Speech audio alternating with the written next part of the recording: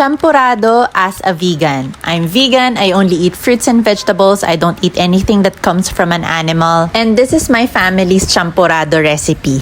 First step, soak glutinous rice in water yesterday. Pag nagawa nyo na yun yesterday, today we will boil the malagkit in water, then add tablea. I use tablea from Visayas instead of tablea ng Tagalog kasi pansin ko mas purong kakao yung sa Visayas. Yung tablea kasi ng Tagalog parang may sugar na siya, which okay lang din naman kung yun bet nyo. Pero ako kasi mas bet ko yung sa Visayas for champurrado because ito ang gagamitin kong sweetener. This is sangkaka or panutsa na bibili po yan sa palengke. Meron din ito online, shape siya ng bao, matigas, mahirap siyang putulin, but it gives it this rich, smoky, mas deeper yung pagka-sweet. Then, a tablespoon of cinnamon powder for a gentle, fragrant aroma. You can add more water kung gusto mong less thick yung champurrado. Kailangan din continue stirring para hindi dumikit yung malagkit sa bottom ng kaldero. For milk, you can use whatever plant-based milk you like, soy, almond, macadamia.